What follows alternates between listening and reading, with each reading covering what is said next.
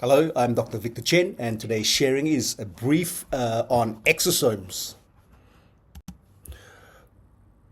What are exosomes? Exosomes are small extracellular vesicles with a size range of 30 to 100 nanometers, secreted by all cell types in the human body and carrying a huge collection of DNA fragments, RNA species, lipids, protein and cell markers, transcription factors, and various metabolites. They are involved in the cell-to-cell communication through the transmissions of molecules, hence stimulating the healing and recovery process in the body. Moreover, exosomes are nano-sized, ranging from 40 to 100 nanometers. Hence, they are able to penetrate into the skin and through the blood-brain barrier.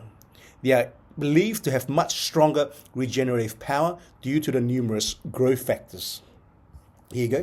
This is the stem cell, and it's secreted by the stem cell as an extra cellular vesicle. Stem cell-derived exosomes may have remarkable regenerative activity, and hence they can be used to repair the aging body tissues, to improve overall wellness, and to treat various degenerative diseases. The exosomes can be injected to the area of treatment by a pressure gun, like a high pressure gun, like to your knee, should you have osteoarthritis, without the need for a needle or any anesthesia. Or it can be given as an intravenous drip for generalized treatment, or be applied topically specifically to areas of concern, for instance, the skin for anti-aging, the hair to the scalp for hair loss. And below are a few age-related conditions that exosomes may be used to reverse, halt, or repair certain tissues and treat certain conditions. Compared to a stem cell, exosomes are 1 to 1,000 the size of a stem cell. It's so small, and hence it can cross the blood-brain barrier and treat conditions like Alzheimer's disease, stroke, autism in kids, and attention deficit hyperactive disorder. How do you administer exosomes in such people? You can give it as an intrathecal injection into the cerebral spinal fluid, or you can nebulize the exosomes for it to be absorbed. You go into the lung, go to the blood, and it's able to cross the blood-brain barrier and to reach the central nervous system, the spinal cord, and the brain. And because of its nano-size parameters, it's able to penetrate into the skin without needles, and hence it's good for skin rejuvenation, hair loss treatment, and various wound healing.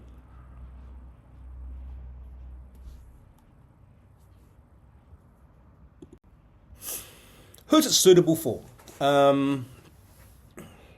People who have scars and need to heal the scars, aging skin concerns, autoimmune disorder patients, because exosomes are by nature anti-inflammatory and they're immunomodulatory.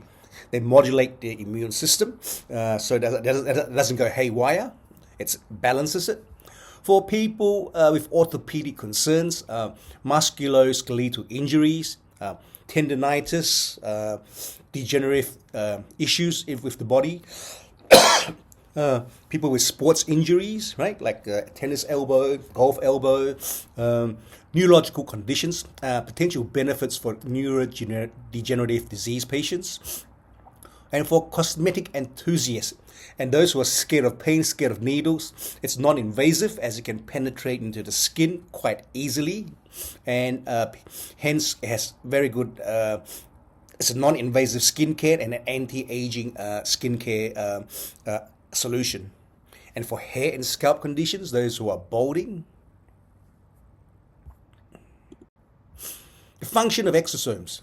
Well, when you use exosomes, even as an injection or a needle, it doesn't flare up. Even the redness is short-lived for an hour or two, because it has anti-inflammatory functions in the body. It increases cell proliferation. It activates the neurons in your body, makes you more alert, and has angiogenesis. For tissue healing repair that the stem cell does, Um, Sometimes it's not as effective because there's no angiogenesis, there's no blood vessel formation to support the new tissue growth. So exosomes has that function of angiogenesis, forming new blood vessels to support new tissue growth, healing, and regeneration. Immune regulation, as I mentioned, skin rejuvenation, and it supports energy and metabolic functions in the body. And it reduces fibrosis, for instance, the smokers' lungs, those who had severe COVID, resulting in lung fibrosis. We nebulize the exosomes into the lungs to stimulate lung tissue regeneration and lung cell proliferation to increase the aerobic capacity of the patients.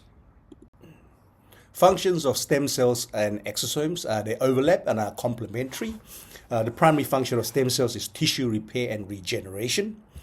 Exosomes has a slightly different role but complementary. They do cell-to-cell communications and transferring of cellular components to tell cells to get off your ass, go do work, go regenerate, go heal, okay?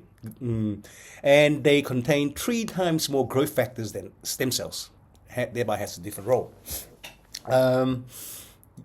Stem cells has DNA, yes.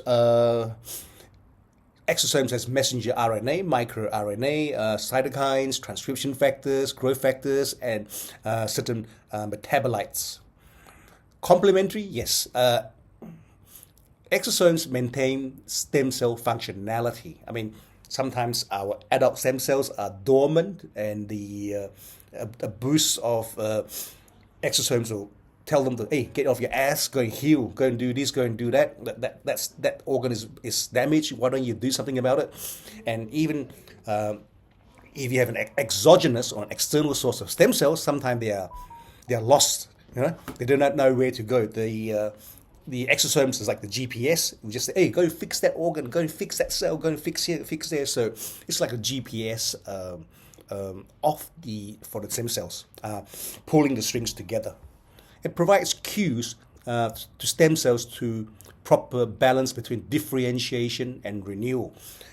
A stem cell has 2 distinct characteristics. It can differentiate or it can renew. I mean, it's make more of itself. So the exosomes will maintain a balance between these 2 functions of a stem cell. It mediates crosstalks between stem cells and the immune system for better outcomes of stem cell therapy. What are the therapeutic roles of exosomes? In the nervous system, for neurodegenerative diseases like Alzheimer's,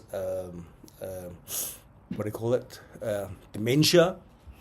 For spinal cord injury, there are not much treatment choices, but exosomes can stimulate repair. For aesthetics, anti-aging. For lungs, interstitial lung disease, pulmonary fibrosis, and COVID-19. Just nebulize in the exosomes. And for the heart, for treatment, people with myocardial infarction and heart failure, is just basically to stimulate the renewal, the growth of your heart muscles. And the pancreas, for treatment of diabetes type 2, diabetes mellitus. Kidney, for urinary incontinence, strengthening the bladder. For gastrointestinal system, inflammatory bowel diseases, because exosomes has anti-inflammatory properties. It's a very good anti-inflammatory. For joints, for rheumatological disorders, orthopedic disorders, it's anti-inflammatory and it stimulates tissue healing. And for the reproductive system, in the cases of infertility. So thank you for hearing. I hope that has been informative. Thank you.